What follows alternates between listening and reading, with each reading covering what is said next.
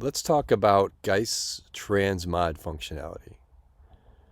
If you've ever used Geist and you have seen these tabs here at the bottom where it says source or envelope or velocity or random or any of these S slots, this is where the TransMod functionality can be set up inside of Geist.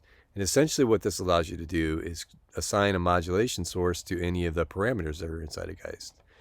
What's this useful for? Well, when you're making beats inside of Geist, or at least I should say I am interested in making them a little bit more random, a little bit more human feeling. And there's a variety of ways to do that in Geist. I've made some other videos on shift patterns, which is one way to do it. But these using TransMod is a really interesting, unique way to give some randomness to your groove. So let's walk through an example of this. So I have this beat, and I'm just going to play the kick right now.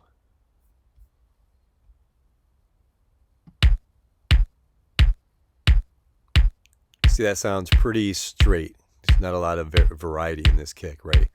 Well, what if we wanted to change the volume kind of randomly? Well, again, using just the TransMod functionality, we can do this. So if we see here, if we highlight the kick, we see that we have the ability to mix the gain right here in this editor.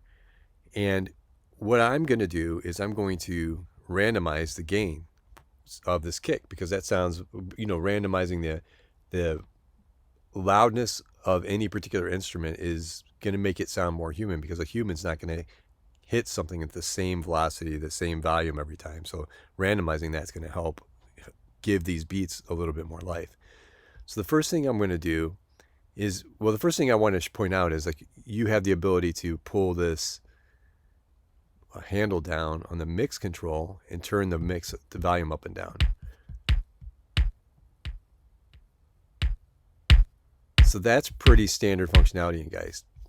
In order to apply a more of a random modulation on here, what you want to do is you want to go down here to the bottom where these tabs are, click the one that you want. In this case, I want to randomize the gain.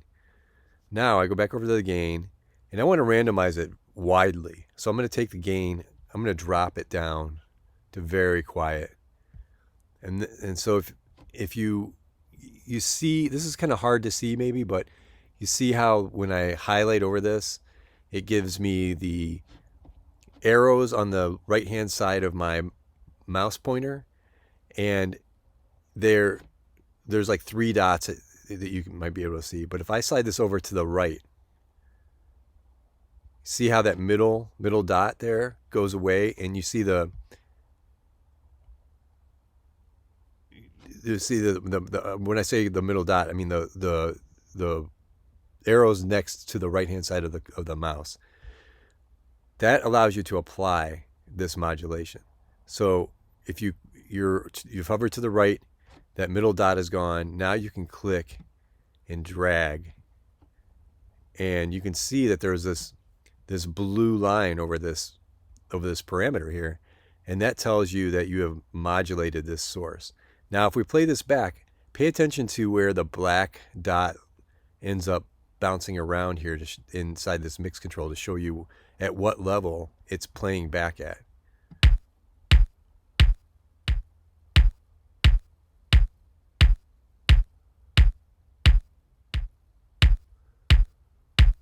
So we've really randomized that kick drum, the level of it.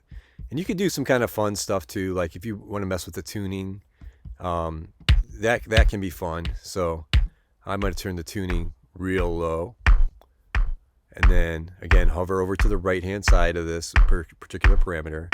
Now I've got the double arrows without the dot in the middle, and so I can now modulate this tuning.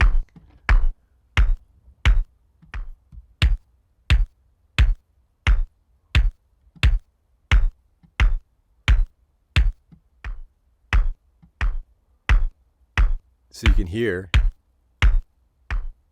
the low and high pitch of the kick drum is changing based on where the randomization occurs.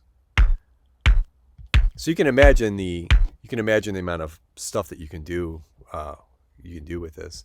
So let me unsolo this so you can get a feel for like what the general beat here sounds like. It's pretty straightforward.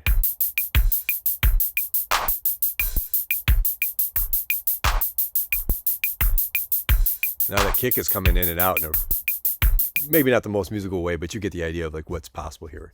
Now what I want to talk about next are all these S slots. And these S slots give you the ability to kind of define how you want the transmodulation to work. So let's go to the hi-hat here.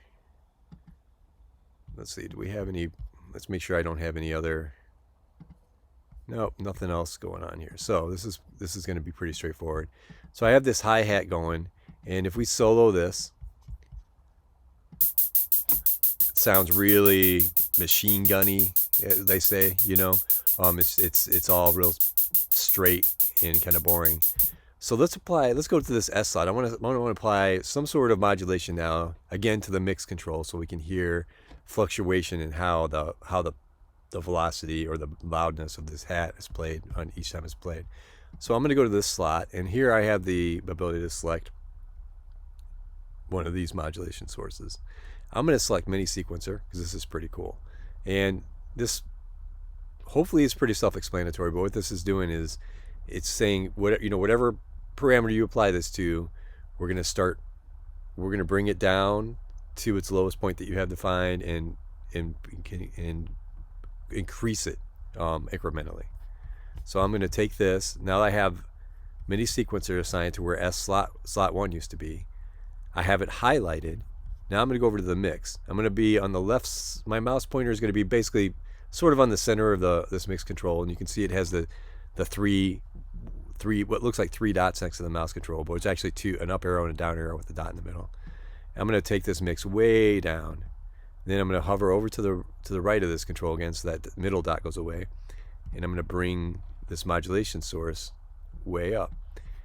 And you're going to hear what this does to the hi-hat. And you can see here on the left-hand side the step sequencer, how it's applying the sequencer. This particular sequencer is pretty cool because it has this button, this drunk button, and when you apply this drunk button, basically it randomizes even the steps in the sequencer.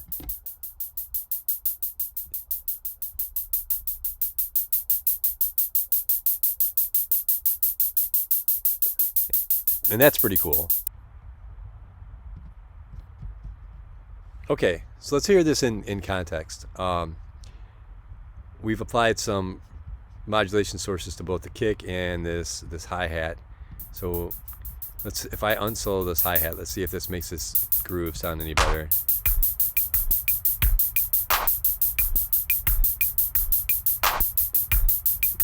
It's a little bit better. Not the coolest sounding groove in the world, but at least we have some transmod going on with this. So, in a nutshell, that's how you apply transmodulation inside of Geist. I hope this has been helpful. Thanks for watching.